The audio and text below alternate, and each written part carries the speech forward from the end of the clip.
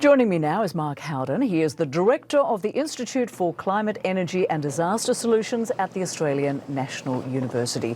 Good to have you with us. Hello.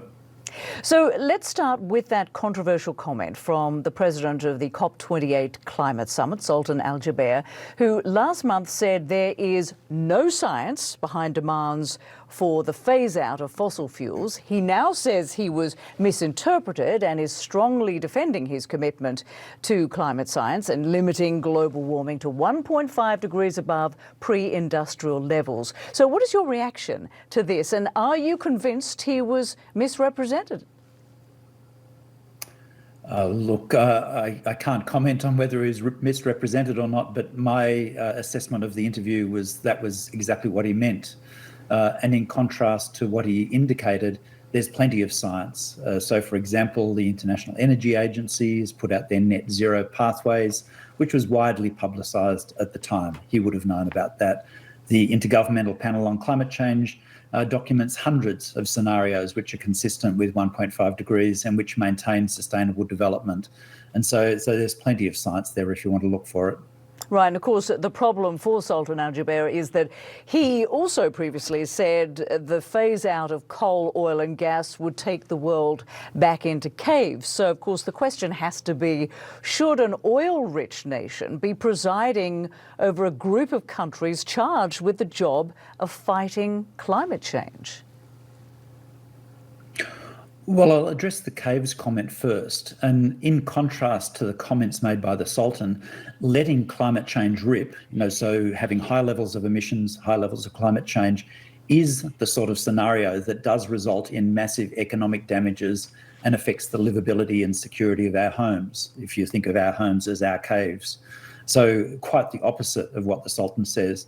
And in fact, a sensible stage, an equitable and rapid transition to renewables is actually the scenario which provides prosperity, which provides energy security, and which provides livable homes. Right, and let's look at that, because the Sultan is now saying that the phase down and the phase out of fossil fuel is inevitable and essential and needs to be done in an ordered, fair, just and responsible way. So what would that phase down and phase out look like? Could you describe that to us?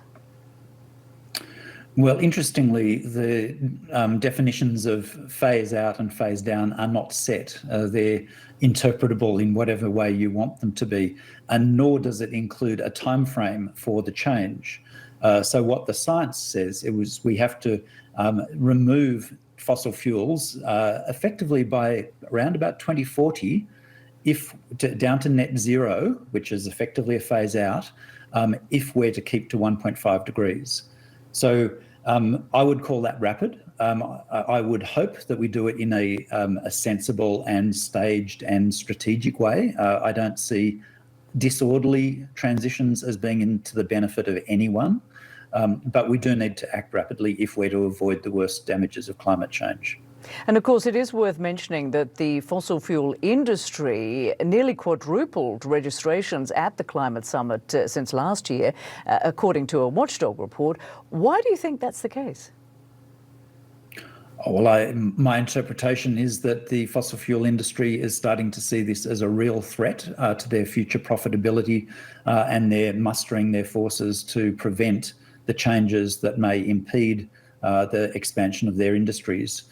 In contrast, some companies in that domain, energy companies, have started to switch to renewables and in the process actually making pretty good profits. And in fact, renewables are the best value way of getting secure energy into our systems. And what's your expectation of what gets achieved at COP28 and any talk fest like this? Do you think it will end in success? It very much depends on what success means, and different parties have very different views on that, and so almost polar opposite views, I guess.